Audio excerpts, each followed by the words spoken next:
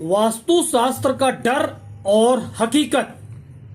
भारत में किराए के एक कमरे में रहने वाला इंसान भी वास्तुशास्त्र की बातें करता है।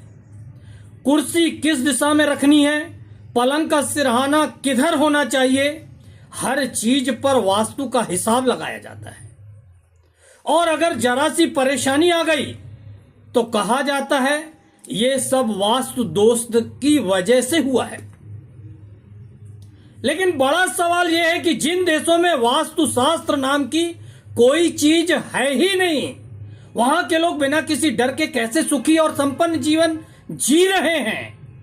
भारत में पिछले कुछ सालों में वास्तुशास्त्र का डर इतना गहरा हो चुका है कि लोग मकान ही नहीं, किराए के कमरे तक का वास्तु देखने लगे हैं। सलाहकारों और तथाकथित उपायों के नाम पर करोड़ों का कारोबार हो रहा है। लेकिन अब जरा नजर डालिए विदेशों पर।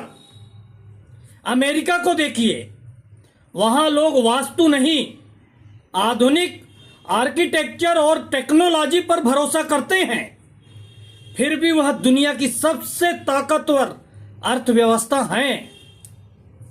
जर्मनी में वास्तु का नाम सुनने वाले लोग अंगुलियों पर ढूंढे नहीं मिलेंगे, लेकिन इंजीनियरिंग और टेक्नोलॉजी के दम पर वो महाशक्ति हैं।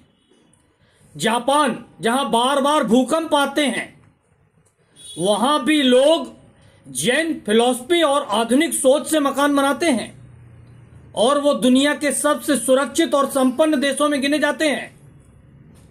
बावजूद इसके वो आज आर्थिक महाशक्ति हैं।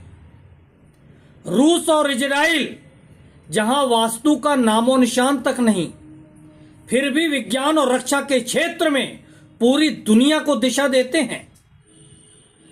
भारत में रूस से राफेल मंगवाकर उसे नींबू और मिर्ची रक्षा मंत्री दिखा रहे हैं।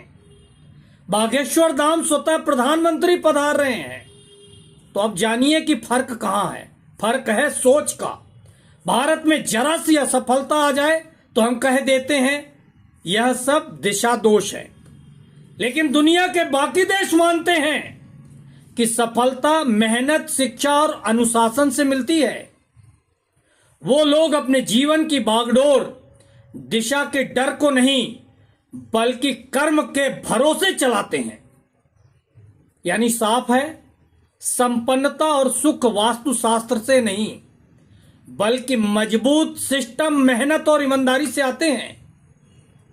तो अगली बार जब कोई आपको वास्तु दोष का डर दिखाए तो याद रखिए, जिन देशों ने वास्तुशास्त्र को कभी माना ही नहीं, वही आज दुनिया में सबसे आगे हैं।